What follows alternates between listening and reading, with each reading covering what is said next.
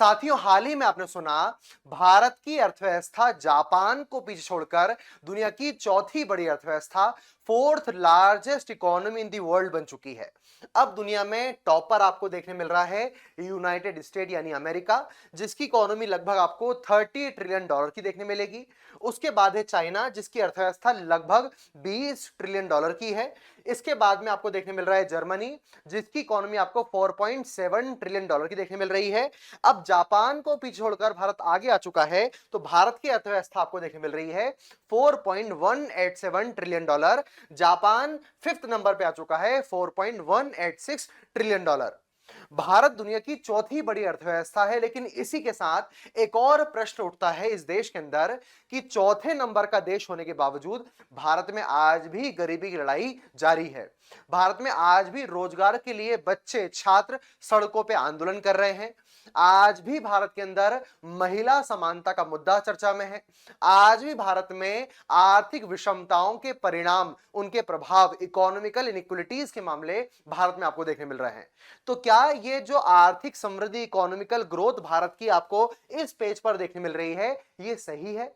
क्या यही हमको चाहिए था? क्या यही हमारा लक्ष्य था? चलिए आज के सेशन में हम तीन ऐसे शब्दों की चर्चा करेंगे, ऐसे टर्म्स की चर्चा करेंगे जो इकोनॉमी के अंतर्गत जो सकारात्मक, पॉजिटिव एस्पेक्ट होते हैं, उनको दर्शाने में यूजफुल होते हैं। सबसे पहला आता है आर्थिक समृद्धि, इकोनॉमिकल ग्रोथ। जब भी कोई देश आगे बढ़ना चाहता है तो सबसे पहले शब्द आता है इकोनॉमिकल ग्रोथ। हम बार बार सुनते हैं भारत की ग्रोथ रेट का अनुमान आईएमएफ ने 7.4% बताया है। यह बता रहा है कि भैया भारत कितनी तेजी रफ्तार से इकोनॉमिकल ग्रोथ, आर्थिक समृद्धि को प्राप्त कर रहा है। दूसरी ओर आपको एक शब्द देखने मिल रहा है आर्थिक विकास यानी इकोनॉमिकल डेवलपमेंट। अब प्रश्न उठता है कि हमको आर्थिक विकास चाहिए देश में या इकोनॉमिकल ग्रोथ चाहिए देश में? इन दोनों में अंतर क्या होता है और दोनों में अच्छा कॉन्सेप्ट भारत के लिए कौन सा है, चलिए समझते हैं। साथियों, जो इकोनॉमिकल ग्रोथ की टर्म आती है, इसका संबंध आपको मात्रात्मक यानी क्वांटिटेटिव अप्रोच से देखने मिलता है। यानी जब कोई देश वास्तव में पैसों में आगे बढ़े, मात्रा में आगे बढ़े, इसे हम कहेंगे संबंधित देश आर्थिक समृद्धि को प्राप्त कर रहा है। एक बेसिक एग्जांपल, राम की सैलरी 20,000 रुपए, अगले साल सैलरी होती 25,000 रुपए, अगले साल होती 30,000 रुपए। राम क्योंकि अपने पैसों में, अपनी मात्रा में, अपनी सैलरी की क्वांटिटी में वृद्धि कर रहा है, मतलब राम इकोनॉमिकल ग्रोथ को प्राप्त कर पा रहा है।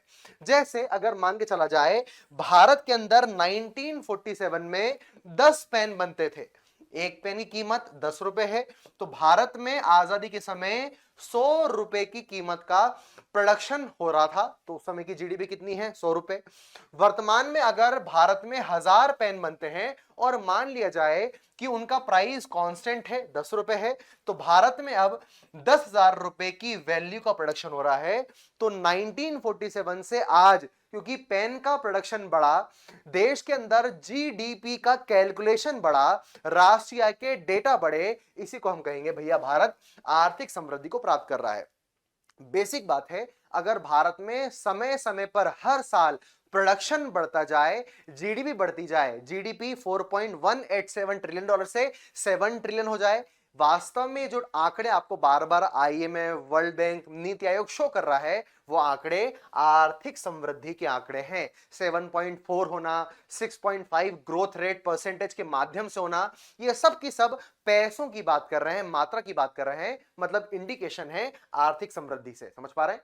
एक और चीज, आर्थिक समृद्धि, इकोनॉमिकल ग्रोथ पॉजिटिव नेगेटिव दोनों हो सकती है। जैसे कोरोना काल के समय जब हम सारे लोग घर में बैठे हुए थे, तो आप डेटा देखते हो, उसके अंदर आपकी जो ग्रोथ रेट है लगभग -6% भी हो गई थी। तो ग्रोथ पॉजिटिव भी हो सकती है, अगर उत्पादन ठप हो जाएंगे तो ग्रोथ नेगेटिव भी हो सकती है। मतलब दोनों मामले यहां पर आपको देखने मिलेंगे। लेकिन अगर मैं आपको बताता हूं आर्थिक विकास, इकोनॉमिकल डेवलपमेंट का मतलब क्या, तो साथियों it is a approach of quality based, ये गुणात्मक अवधारणा की बात करती है। ये पैसों की बात नहीं करती, राम के पास सैलरी कितनी बड़ी उसकी बात नहीं करेगी। राम भैया क्या शिक्षा में खर्च कर पा रहा है, क्या राम अच्छा भोजन ले पा रहा है, क्या राम अच्छे पर्यावरण में जी पा रहा है, क्या राम खुश है, ऐसी बातों को जहां डिस्कस किया जाएगा उसे हम कहेंगे आर्थिक विकास। मतलब विकास हमेशा पॉजिटिव होगा। जब देश में केवल पैसों की बढ़ाई की बात की जाए कि भारत दुनिया की चौथी बड़ी अर्थव्यवस्था बन चुका है डॉलर में, उत्पादन में, दैट इज इकोनॉमिकल ग्रोथ। लेकिन जब भारत की गरीबी हटाने की हम बात करेंगे, भारत में रोजगार के मामलों की बात करेंगे, हम भारत के स्किल डेवलपमेंट की बात करेंगे, भारत में हेल्थ की बात करेंगे, देखिए यहां पर लिखा हुआ है एजुकेशन, हेल्थ, इंफ्रास्ट्रक्चर, ऐसी चीजें आपको ये दर्शाएंगी, शो करेंगी कि भारत इकोनॉमिकली डेवलप हो रहा है। तो डेवलपमेंट को मापने के अलग अलग साधन हो सकते हैं और ग्रोथ को मापने के अलग अलग साधन हो सकते हैं। हमारा जो आउटकम, ये लक्ष्य है, वो है इकोनॉमिकल डेवलपमेंट को प्राप्त करना। समझ पा रहे हैं? हालांकि जब डेवलपमेंट होगा तो इकोनॉमिकल ग्रोथ हम आसानी से हासिल कर लेंगे, इसलिए हमारा विजन कहां पर होता है, इस क्षेत्र में जाने का। क्लियर? एक और चीज, आर्थिक समृद्धि, इकोनॉमिकल ग्रोथ, इकोनॉमिकल डेवलपमेंट से भी एक शानदार कॉन्सेप्ट वर्तमान भारत में डिस्कस किया जा रहा है, जिसका नाम है सतत संपोषणी विकास या सस्टेनेबल डेवलपमेंट। साथियों, वास्तव में सस्टेनेबल डेवलपमेंट को ही हम सतत विकास भी कहते हैं।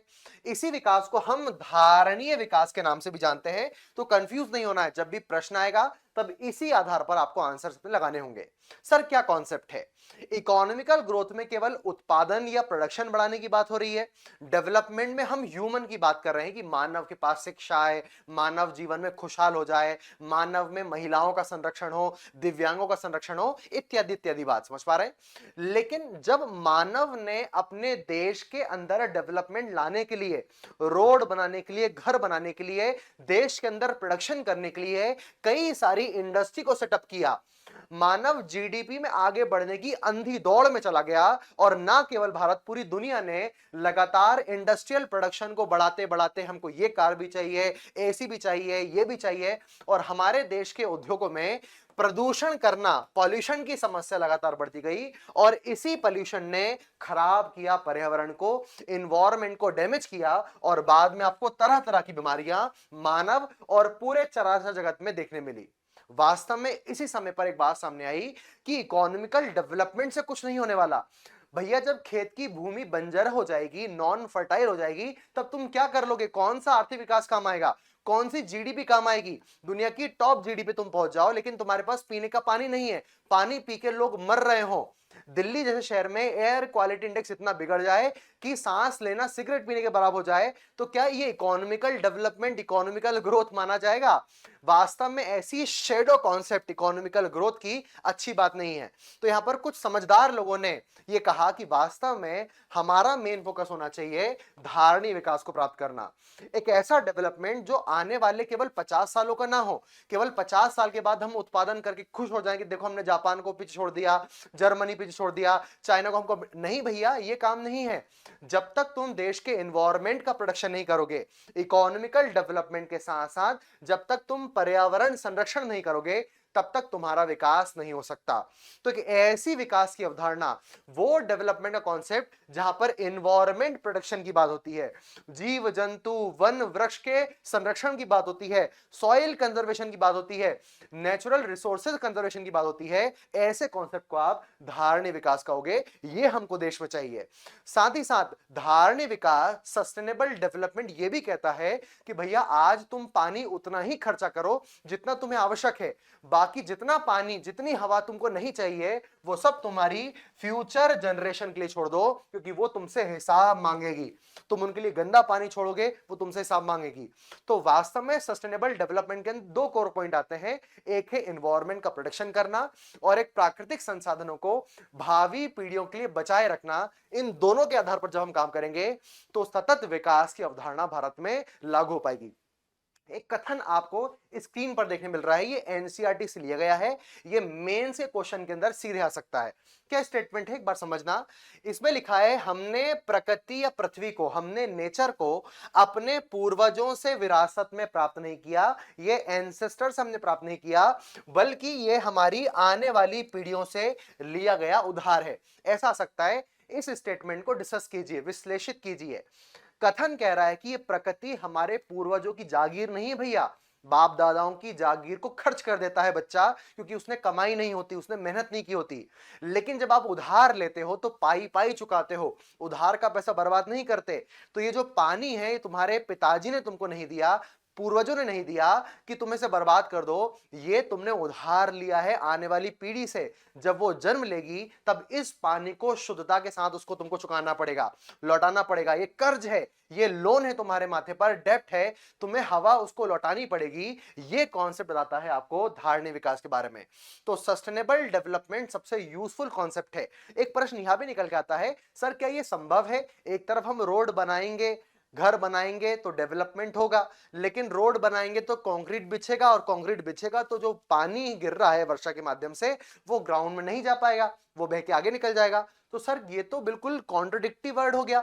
एक तरफ हम डेवलपमेंट कर सकते हैं या पर्यावरण बचा सकते हैं, दोनों हम नहीं कर सकते। बहुत टफ है काम करना, बिल्कुल सही है।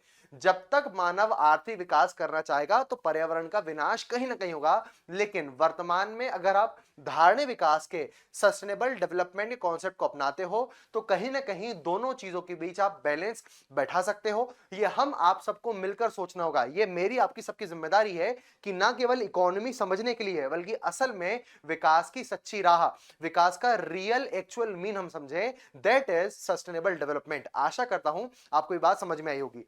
साथियों, अगर आप लगातार इकोनॉमी को समझना चाहते हो, अभी बेसिक टॉपिक चल रहे हैं, एडवांस लेवल तक के टॉपिक आप इसी प्लेटफॉर्म पर चलना चाहते हो, तो करंट अफेयर्स अपडेटेड के यूट्यूब प्लेटफॉर्म से आपको जुड़े रहना है।